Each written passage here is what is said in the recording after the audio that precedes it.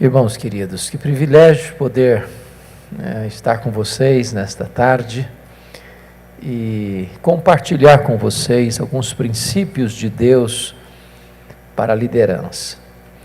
Eu quero ler com vocês um texto da Bíblia.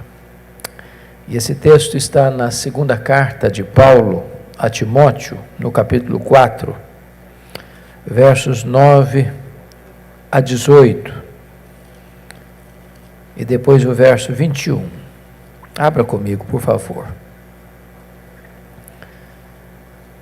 2 Timóteo, capítulo 4, a partir do verso 9.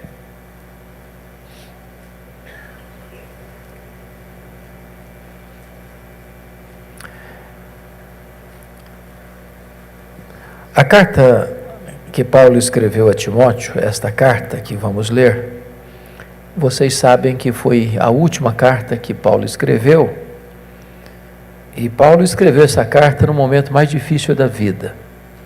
Ele estava preso, não como a primeira vez que ele ficou preso em Roma, nos anos 61 a 63, mas ele estava preso agora numa masmorra, a masmorra Marmetina.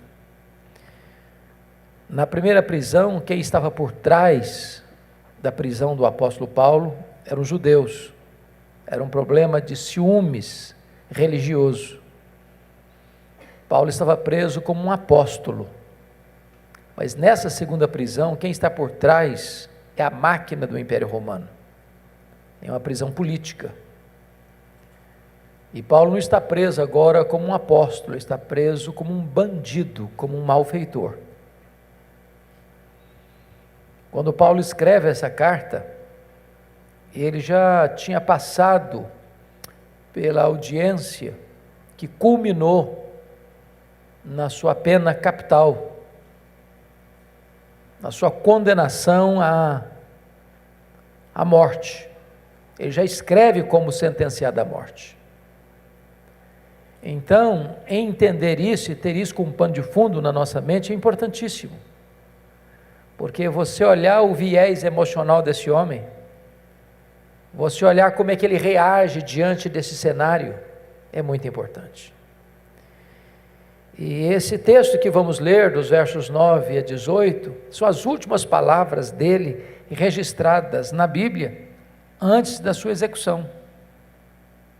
Ele põe aqui toda a sua alma, todos os seus sentimentos, ele retrata aqui para nós o que significa ser um líder que viveu bem e que está pronto a morrer bem, apesar da sua morte ser num contexto tão trágico.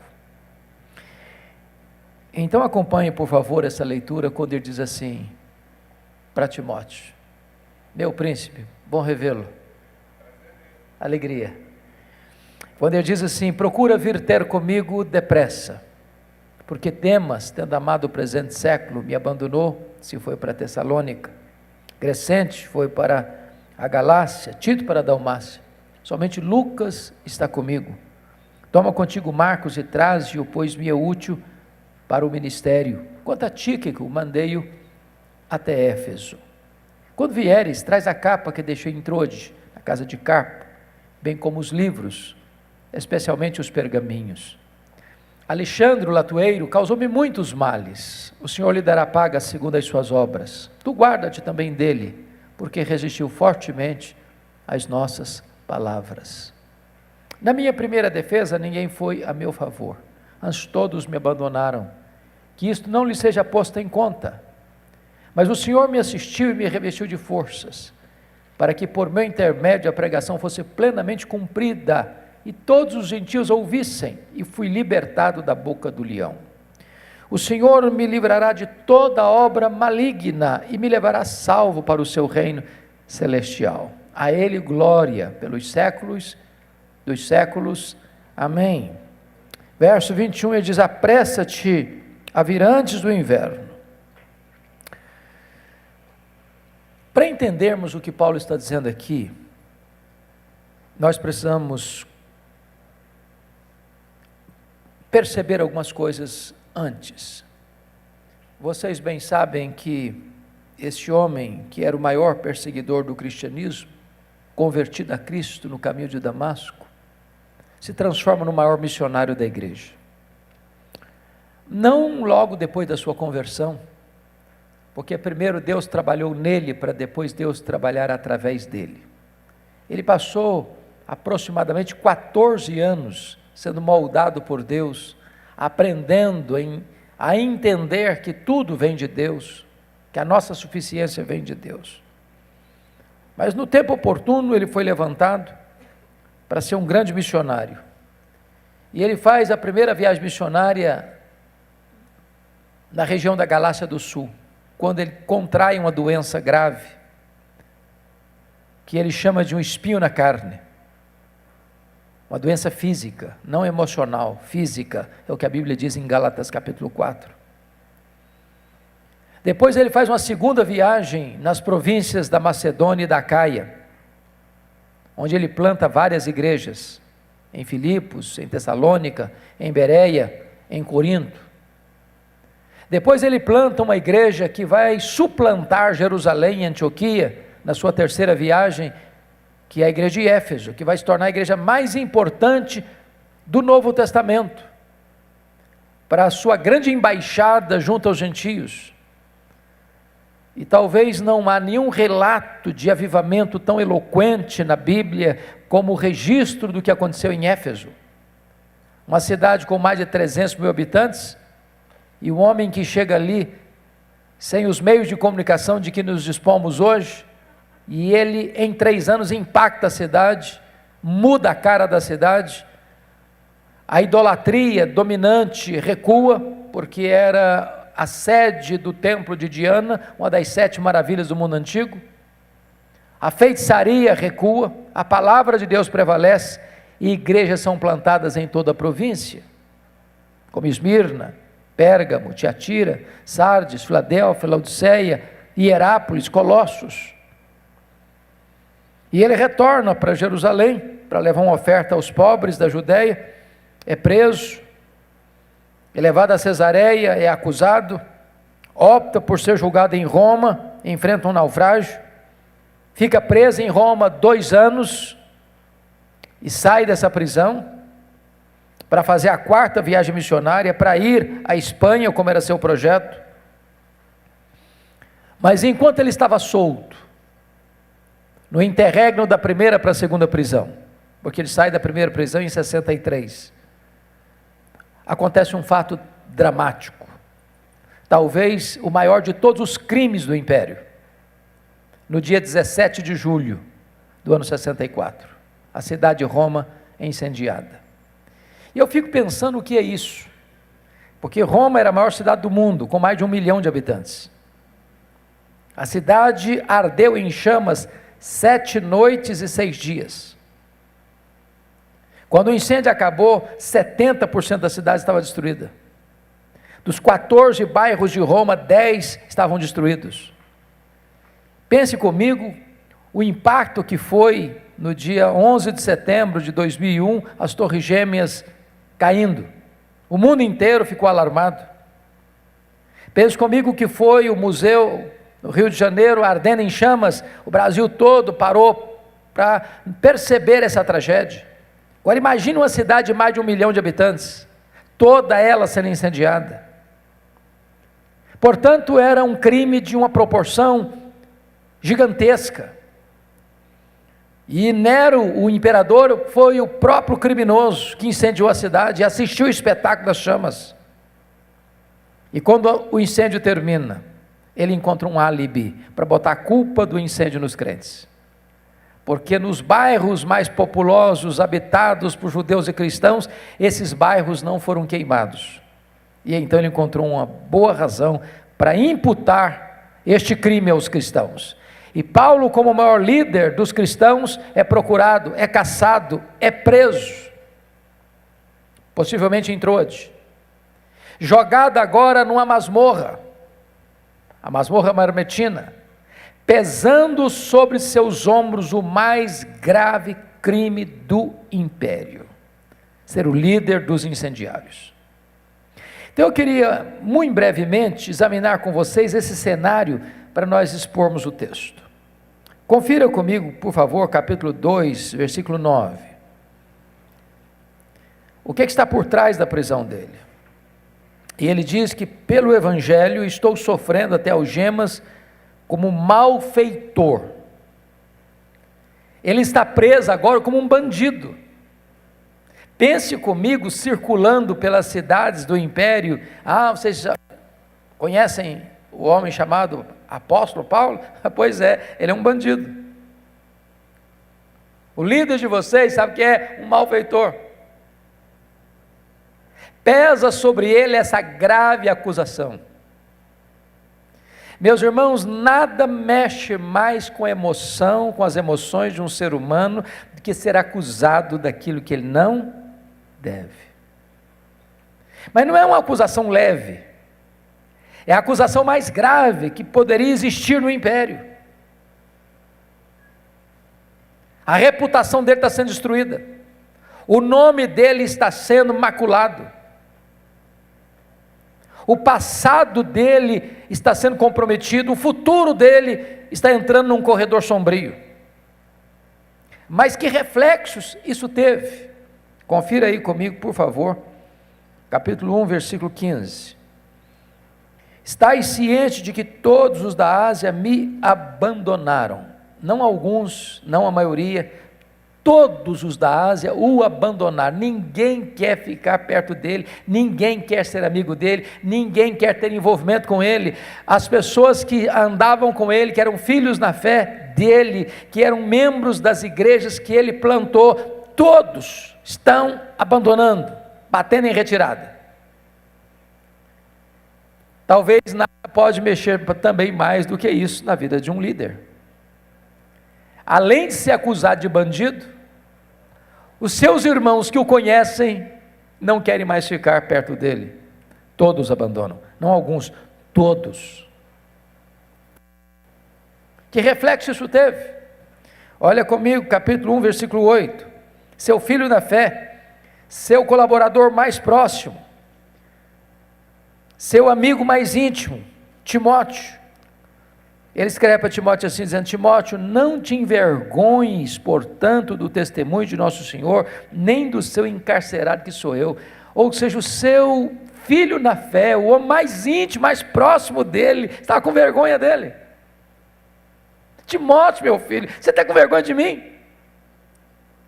Você está entrando na onda? Você está nesse time aí que está me abandonando, e você olha para mim, sendo acusado de bandido, você está com vergonha de quem eu sou, do lugar que eu estou, na condição que eu estou, Timóteo?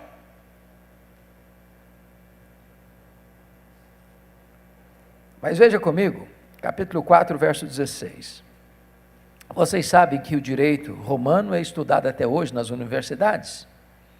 Muito embora pesasse sobre ele a imputação desse grave crime, ele teve direito de defesa. E ele vai para a audiência. E eu imagino que Paulo vai para essa audiência na confiança de que vai ter muita gente lá para defendê-lo, para dizer que ele não é um bandido, para dizer que ele é um homem honesto, um homem sério. Quando ele chega na audiência, não tem ninguém para defendê-lo. Você já pensou o que é isso? Que estrago emocional que isso deve ter produzido no coração dele? Ninguém! Qual o resultado dessa audiência? Ele sai dessa audiência condenado à pena de morte. Capítulo 4, versículo 6.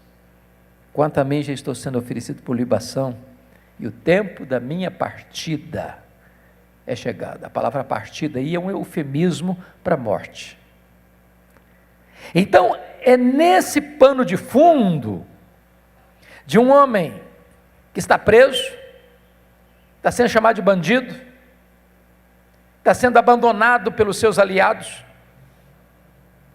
seu filho está com vergonha dele, ele vai para a audiência e ninguém aparece lá para defendê-lo.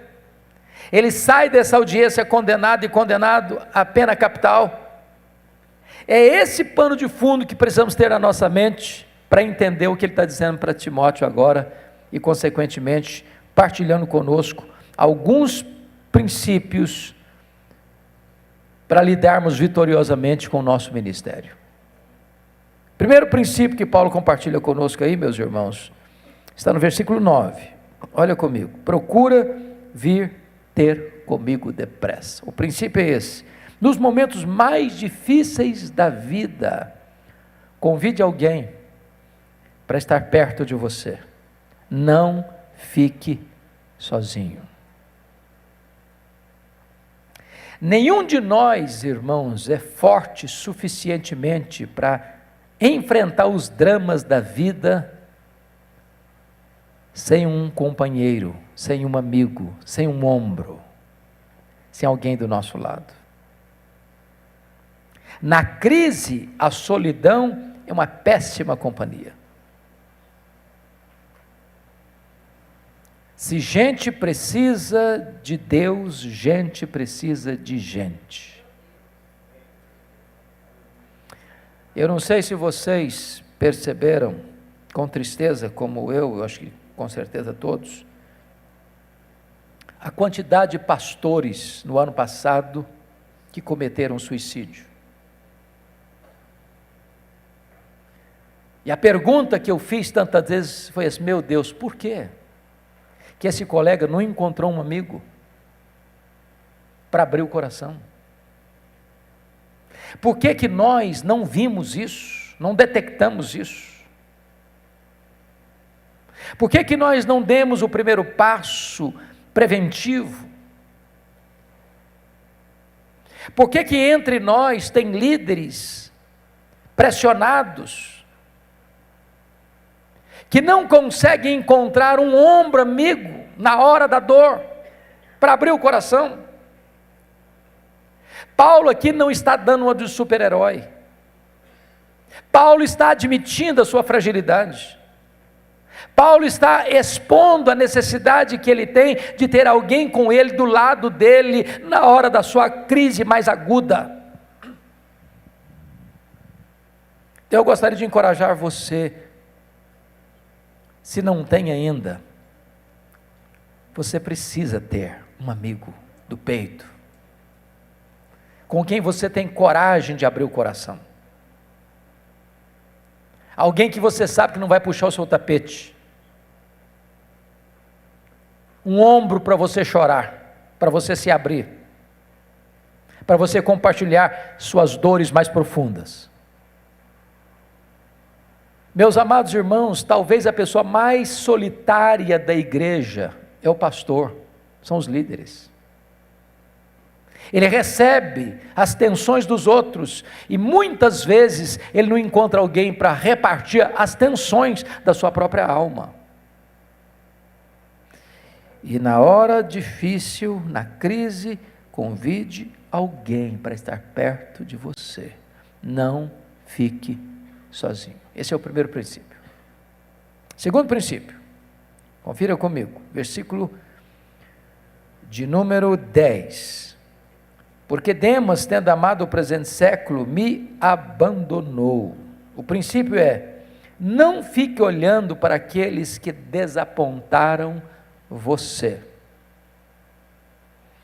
Não tem ministério sem decepção. Não tem.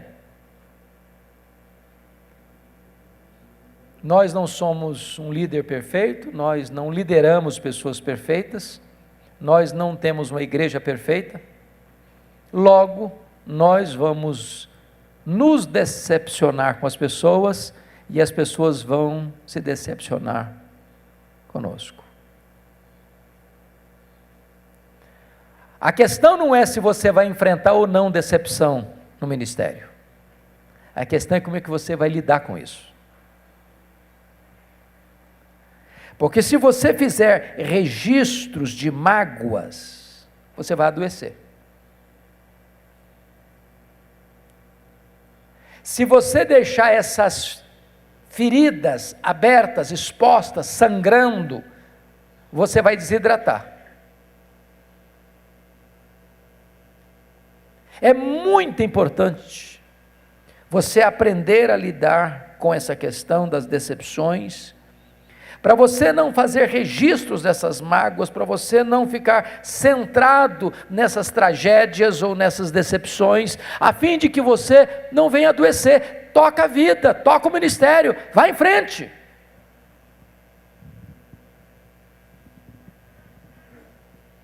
Você e eu já conhecemos tantas pessoas que não conseguiram superar isso. Porque não é fácil ser abandonado. Não é fácil ser abandonado por alguém que você amou. Não é fácil ser abandonado por alguém em quem você investiu tempo. Não é fácil ser abandonado quando você mais precisa de ajuda. Não é fácil ser abandonado quando você mais precisa de socorro. Não é fácil ser abandonado no final da vida. Então, ministério é lidar ocasionalmente com abandonos, com rompimentos, com cisões, com cortes, com decepções. Não guarde mágoa, nem faça registros de dores, para você não adoecer emocionalmente. Terceiro princípio, versículo 11, confira comigo. Somente Lucas está comigo. Toma contigo Marcos e traze-o, pois me é útil para o ministério. O princípio é: saiba pedir perdão e perdoar aquelas pessoas que erraram com você. Para você entender o versículo 11, algumas coisas precisam ser analisadas. Pelo menos dois textos. Primeiro texto, Atos 13, 13. Diz a Bíblia que esse João Marcos, ou Marcos, primo de Barnabé, foi auxiliar dos dois missionários na primeira viagem. E diz a Bíblia que lá em Atos 13, 13, em Perge da Panfilha, o João Marcos abandona os dois missionários e volta para sua casa, a casa da sua mãe em Jerusalém. A grande pergunta é: por que João Marcos voltou? A Bíblia não diz. Mas você pode deduzir pelo menos três possibilidades. A primeira possibilidade, penso eu, é que ele era muito jovem e pensou que missões era turismo. Quando ele percebeu que não era turismo, ele se decepcionou. Aí voltou. Segunda possibilidade, quando ele sai de Antioquia, o líder da caravana era o seu primo Barnabé. Em Pafos, o comando muda, e Saulo, que começa a ser chamado de Paulo, passa a ser o líder da caravana, e ele deve ter pensado: sob a liderança do meu primo, eu tinha coragem de ir, na liderança do outro eu não vou. Mas a terceira possibilidade, para mim, é a mais sólida. Diz Gálatas capítulo 4, versos 13 a 16, que Paulo pregou o evangelho pela primeira vez na Galácia por causa de uma enfermidade física. Que enfermidade física era essa? Que o próprio Paulo chama em 2 Coríntios 12, 7, de um espinho na carne, mensageiro de Satanás, para lhe esbofetear, a fim de que ele não se ensoberbecesse. E uma notinha de rodapé: o espinho na carne de Paulo veio de Deus ou do diabo, afinal de contas?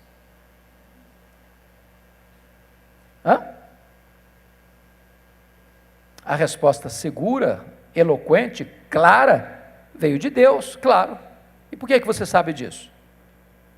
Por causa do propósito, para que ele não se soberbecesse. Você acha que o diabo tem algum interesse em que você não seja soberbo? Bom, mas que negócio é esse então que o diabo, Satanás, esbofeteia a sua cara? Porque esse é o papel do diabo. Quando a providência é carrancuda, ele bate na sua cara com sofrimento e diz assim: está vendo aí? Cadê seu Deus? Ele não ama você? Por que você está passando por isso aí? Mas, notem comigo, quando Paulo sai de Antioquia, não consta a Bíblia que ele está doente. Mas quando ele chega na Galácia do Sul, Antioquia da Pisídia, Icônio, Derbe e Listra, consta que ele chegou doente. Então deduzimos que ele contrai essa enfermidade enquanto sai de Antioquia e chega na região da Galácia. E aí os estudiosos dizem que essa região onde João Marcos voltou para Jerusalém, Antioquia, essa região de perto da Panfilha, era uma região alagadiça, pantanosa, com forte incidência de malária. Então, muito provavelmente, Paulo pega uma malária, que dava uma dor de cabeça alucinante, que afetava inclusive a visão. Então, João Marcos deve ter pensado assim: eu estou muito novo para ficar doente, eu vou embora. Pois bem, agora vamos entender o segundo texto para você entender esse versículo 11. Aí eles voltaram da segunda viagem missionária, Paulo e Barnabé, deram testemunho, teve o concílio da igreja de Jerusalém para resolver o problema lá doutrinário de circuncisão. Aí Atos 15, 36 a 41 está escrito assim, que Paulo chega para Barnabé e diz assim: Barnabé, vão voltar para a segunda viagem missionária? Barnabé diz: vamos. Só um detalhe, o meu primo, o João Marcos, quer voltar com a gente. Diz a Bíblia que Paulo disse assim: eu não acho justo levarmos aquele que nos abandonou desde perto da Panfilha. Em outras palavras, está dizendo: comigo ele não vai. O texto está muito polido na sua forma registrada, mas eu acho que aquela conversa foi mais acirrada um bocadinho. Eu acho que foi mais ou menos o seguinte: Paulo falando para Barnabé: Barnabé, você deve estar de brincadeira comigo, não? Você deve estar de brincadeira. Esse rapaz não serve, Barnabé, para ir comigo. Comigo ele não vai de jeito nenhum. Mas Paulo, o que é isso? Está sendo intolerante. O rapaz é moço ainda, ele é inexperiente, ele vai amadurecer, vai ser útil para a gente, ele vai crescer. Comigo ele não vai, Barnabé. Mas Paulo, o que é isso? Você está sendo radical, cara. Vamos dar uma chance para o menino. Comigo ele não vai, Barnabé. Papo encerrado. Diz a Bíblia que houve tal desavença entre Paulo e Barnabé por causa desse rapaz, João Marcos, que os dois não caminharam juntos mais. Aí diz a Bíblia que então Barnabé investe nesse Marcos, leva-o para Chipre, esse menino cresce, esse menino amadurece, mais tarde Pedro faz um discipulado com ele, mais tarde ele escreve o primeiro evangelho, que é o evangelho de Marcos. E Paulo também fez outras viagens, agora já está velho, cheio de cicatrizes, agora está numa masmorra, agora está sentenciado à morte, agora está maduro. E ele escreve para Timóteo: Timóteo, meu filho, quando você vier, traz o João Marcos, ele me é útil para o ministério. Sabe o que eu aprendo aqui? Você não pode deixar para trás no seu ministério gente ferida. Você nunca é tão grande como quando você é humilde. Você não perde a autoridade espiritual reconhecendo que você errou, e você não perde a autoridade espiritual tendo coragem e humildade para pedir perdão. O que Paulo está dizendo aqui é o seguinte: aquele menino que um dia eu não quis, que achei que não prestava para andar comigo, eu preciso dele, eu não quero morrer antes de reclinar minha cabeça no peito dele. Irmãos amados, o líder tem que ser doce. Tem muitos líderes duros, cáusticos, ácidos, que constroem o seu sucesso sobre os escombros de outras pessoas. Paulo está nos ensinando um princípio: não dá para fechar as cortinas do ministério sem reparar aquelas brechas que nós mesmos criamos no coração das pessoas. Eu queria que você parasse um pouquinho para saber se tem gente ferida no lastro da sua vida, que você precisa pedir perdão e reparar aquilo que foi feito. Quarto princípio, versículo 13, olha comigo: Quando vieres, traz a capa que deixei em Trode, em casa de Carpo, bem como os livros, especialmente os pergaminhos. O princípio aqui é este: por pior que seja a crise que você esteja atravessando, nunca se aparte da palavra de Deus. Eu acho isso bonito em Paulo, porque não é a circunstância que faz um homem, é o homem quem faz a circunstância. Ele sonhou chegar um dia em Roma, escreveu na sua carta aos romanos por 2 vezes, ele chega algemado. Ele podia ter pensado, bom, eu queria chegar como missionário, mas já que eu cheguei como prisioneiro, eu vou fazer o quê? Não, ele transforma a prisão no seu campo missionário. Embaixador em cadeias, prisioneiro de Cristo.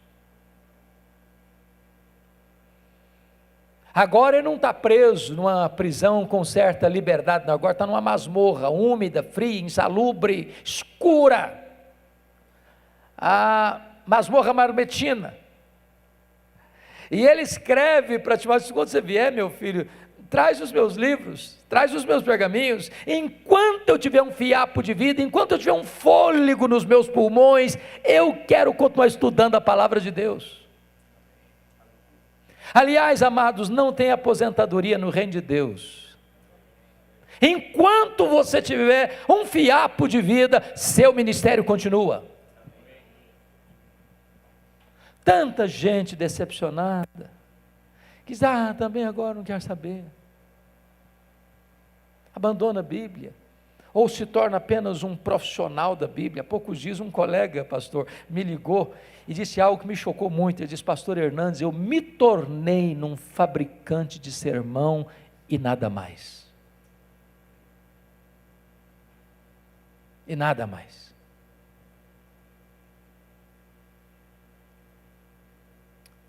O que me impressiona em Paulo é que ele sabe que vai morrer e está querendo estudar. Tem gente que vive a vida inteira e não estuda nada. É uma coisa impressionante.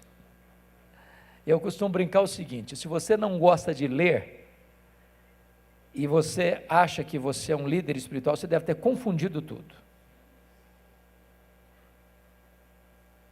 Porque não é possível você ensinar se você não aprende. Só dá quem recebe, e sem estudo não há como receber. Você não pode alimentar o rebanho de Deus do vazio da sua cabeça. Você não pode se alimentar de leite magro e dar pão com fartura para o rebanho. Você precisa estudar. Aliás, Paulo, escrevendo a primeira carta, ele disse que são dignos de quê? Redobrados honorários aqueles que se afadigam na palavra. Nota de rodapé aqui: a maioria dos membros das igrejas evangélicas tem uma noção romântica da vida pastoral.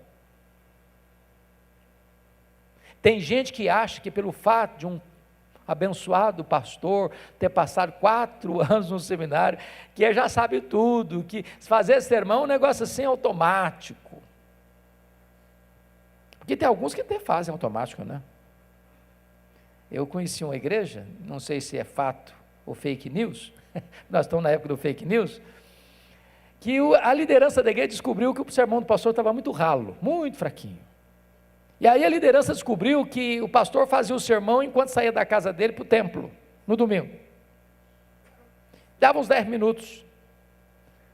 A melhor alternativa que a liderança encontrou foi alugar uma casa para o pastor, 2 horas da igreja, para ver se o sermão melhorava.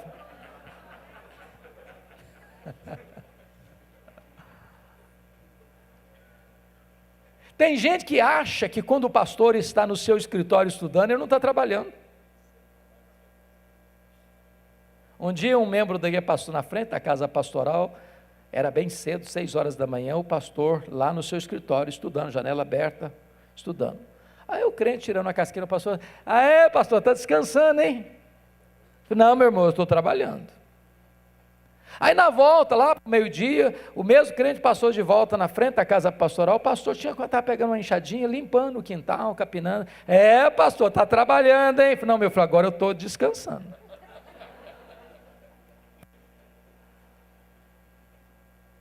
Nós precisamos nos dedicar ao estudo, dependendo do Espírito de Deus, porque a iluminação do Espírito Santo não premia preguiça, honra o esforço. Mais ainda, notem comigo o quinto princípio, versículo 14 e 15. Alexandre o latoeiro causou-me muitos males, o Senhor lhe dará paga segundo as suas obras. Tu guarda-te também dele, porque resistiu fortemente às nossas palavras. O princípio é esse: deixe o Senhor tratar daquelas pessoas que fizeram mal para você. Aqui tem duas coisas importantíssimas. Tem gente que faz mal para você sem saber. E tem hora que você faz mal para as pessoas sem você saber. Todo pastor já passou por isso, tem certeza. O crente chega para você e diz: pastor, eu estou magoada com o senhor. Você tomou um susto, você não sabe o que você fez, o que aconteceu, mas você fez ou falou alguma coisa que a pessoa não gostou. Há poucos dias em São Paulo, uma irmã me procura, disse: pastor, eu estou muito chateada com o senhor. Eu falei: filho, o que aconteceu? O senhor lembra tal dia? Eu falei: não lembro. Na escola dominical? Eu falei: também não lembro. O senhor me deu uma resposta atravessada, pastor. Eu falei: minha filha, desculpa, eu não estou lembrado.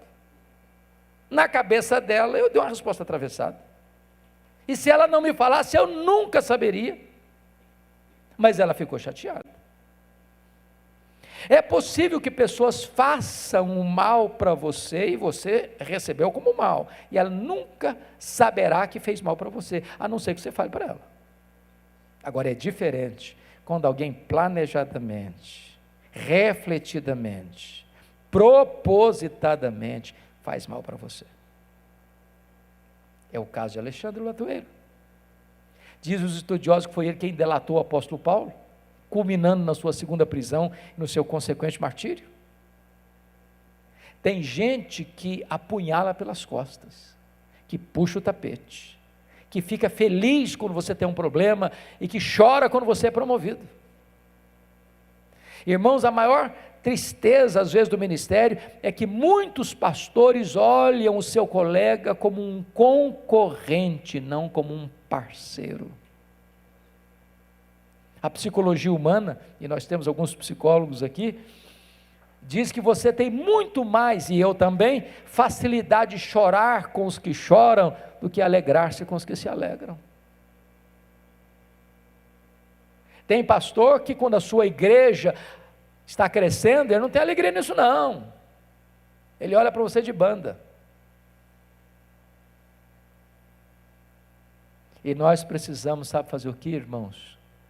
Tomar cuidado para não azedarmos a alma.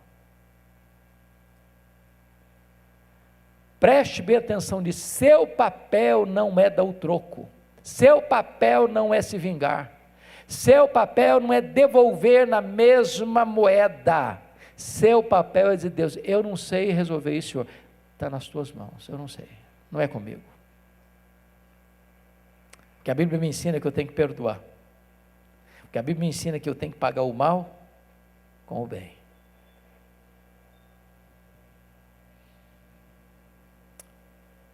Sexto princípio: você nunca está sozinho, pois Deus não abandonará você. Versículos 17 e 18, deixa isso claro. Mas o Senhor me assistiu, me revestiu de forças, para que por meu intermédio a pregação fosse plenamente cumprida, todos os dias que eu ouvisse e fui libertado da boca do leão. Eu acho isso aqui magnífico, irmãos queridos. Porque notem isso. Paulo não é um super-homem, não é um super-crente, não é um super-líder, ele é um homem. Quando ele vai para essa audiência, qual a expectativa dele? De ter amigos lá para defendê-lo. Quando ele chega lá, não tem ninguém. O que isso produziu no coração dele? Fraqueza. Desânimo. Decepção. Aí tem a adversativa do verso 17. Mas o Senhor me assistiu e me revestiu de quê? De forças. Só precisa ser revestido de forças que está, o quê? Fraco. Tem hora que você fica tão machucado, tão decepcionado com o que as pessoas fazem com você, que você fica de tanque vazio, andando na reserva. O que é maravilhoso é a convicção que você pode e deve ter, que por mais grave que seja a crise pastoral, Deus não abandonará você. Os homens podem decepcionar, Deus jamais. A terra pode decepcionar, os céus jamais.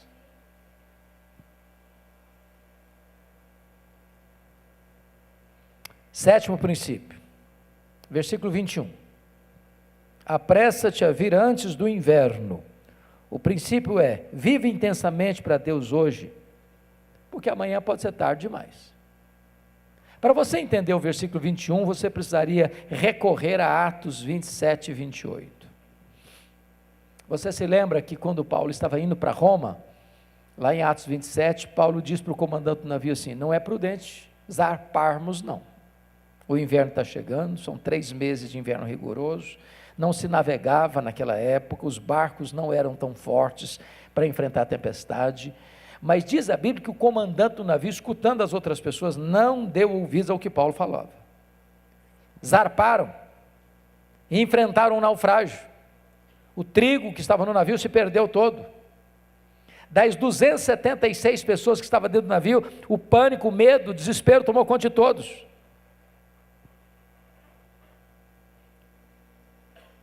Conseguiram chegar na ilha de Malta, mas o navio se despedaça todo. Quando Paulo está dizendo para Timóteo assim agora: Timóteo, procura vir ter comigo depressa, e depois diz no verso 21, mas vem antes do inverno, meu filho. Sabe o que ele está dizendo?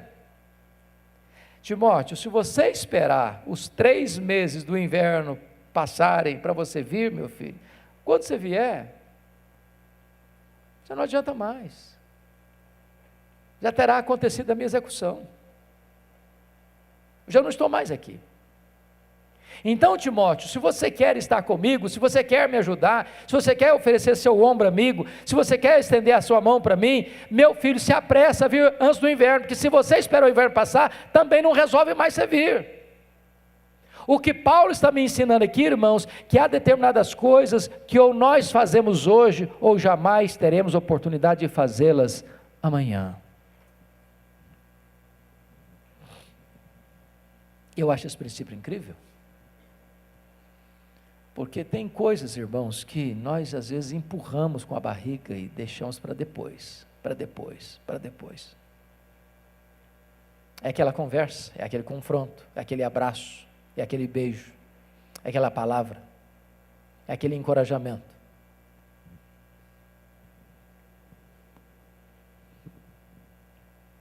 Eu tenho um pensamento de que, para mim, uma das coisas mais chocantes da nossa cultura, eu acho, são os nossos funerais. Chocante. E eu quero destacar 2 coisas. Primeiro, eu nunca vi ninguém receber tanto elogio como um defunto. Já viu? Ô, gente, é uma rasgação de seda em cima do caixão. A grande pergunta é se aquela pessoa que está morta ali, em vida, escutou alguns daqueles elogios. Agora, o que adianta elogiar um morto? Ele fica emocionado? Ele se edifica? Fica feliz da vida? Então, se você tem que elogiar alguém, elogie em vida. Segundo aspecto, é chocante isso, mas morto, defunto, recebe mais flores do que vivos. Dá para entender isso? Tem gente que é pão dura. Você conhece gente pão dura? É incapaz de passar numa floricultura e comprar um botão de rosa para levar para a esposa, para o marido, para os filhos, para um amigo. Na hora que a pessoa morre, ele não pergunta quanto custa não, irmã, faça uma coroa. Ele nem pergunta, nem pechincha não, faça uma coroa. Que maluquice é essa? Eu fui num funeral certa feita, e eu contei 86 coroas de flores. Precisaram contratar um caminhão só para levar as flores. E eu fiquei do lado olhando, pensando, falei, mas coitado do defunto, não consegue cheirar um botão de rosa a mais, para que tanta flor para ele? Sabe por que os mortos recebem mais flores do que os vivos? É porque a voz do remorso é mais eloquente do que a voz da gratidão. Você tem que mandar flores, manda em vida. Pela caminhada pelo Brasil afora, de vez em quando eu escuto assim, vejo assim, na construção, né, que nós gostamos de construção. Aí tem um prédio, tem uma sala bonita das crianças, ou dos adultos, escola do bíblico de um carro, seja o que for. Aí uma placa bem bonita, em homenagem ao fulano de tal. Aí você chega e pergunta, mas quem é o irmão fulano de tal? Ah, uma pessoa muito importante dessa igreja, morreu há 20 anos. Ué. E ele fica emocionado com isso? Você quer homenagear alguém, homenageie em vida. Em vida. Venha antes do inverno. Mas para concluir, o último princípio, oitavo princípio que eu quero partilhar com vocês, está no versículo 18. O Senhor me livrará também de toda obra maligna e me levará salvo para o seu reino celestial. Agora destacando a parte B. A Ele glória pelos séculos dos séculos. Amém. O princípio é este. A melhor maneira de você terminar uma carreira é entregando ao Senhor Jesus toda a glória.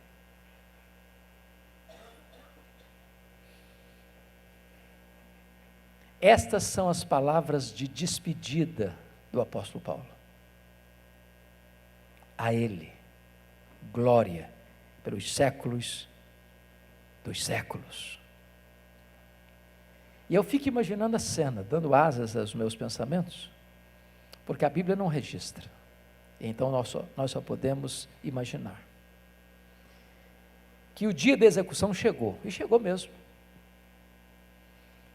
E aí eu imagino o carcereiro, que já estava acostumado com a morte, não tinha nenhuma sensibilidade mais com a morte, que talvez todo dia tinha que tirar um prisioneiro daquele para levar para a execução. E eu imagino esse homem indo nesse buraco, porque era um buraco escuro. Talvez gritasse lá de cima, para dentro do buraco: prisioneiro Paulo! Prisioneiro Paulo! E o velho diz: sou eu, estou aqui. E ele é algemado, ele é arrancado daquela masmorra, ele é levado ao local da execução. Ali tem uma forquilha, ali tem um cepo, onde ele haveria de botar seu pescoço, e um executor levantaria a espada e tosar-lhe a cabeça. Mas eu imagino que, por ser ele um prisioneiro conhecido, e por ter ele recebido a imputação do mais grave crime de Roma, que o executor não fez isso sem antes pegar alguma coisa. E possivelmente ele teria perguntado assim: e você, quer dizer algumas palavras antes de morrer? Talvez esperando que ele mostrasse a sua mágoa, sua revolta, sua decepção, seu desencanto. E o velho apóstolo responde: sim, eu quero. E é nesse momento, penso eu, que ele ergue os olhos aos céus e diz a ele: glória pelos séculos dos séculos. Amém. Bota a cabeça no cepo, a espada de Roma tosa-lhe a cabeça. Cabeça para um lado, corpo para o outro. Tomba na terra como um mártir. É recebido no céu como um príncipe. Este é o homem que diz para você e para mim: sede meus imitadores, como eu sou de Cristo. A melhor maneira de você e eu fecharmos as cortinas da vida é dando a Jesus toda a glória. Que Ele nos abençoe, que Ele nos encoraje, que por mais adversas que sejam as circunstâncias da vida ou do ministério, nós continuemos sem amargurar a alma, destilando a doçura da graça, vivendo para a glória de Deus e morrendo para a glória de Deus. Porque se vivemos, para o Senhor vivemos. Se morremos, para o Senhor morremos. Quer pois vivamos, quer pois morramos, nós somos do Senhor. Que Ele nos abençoe.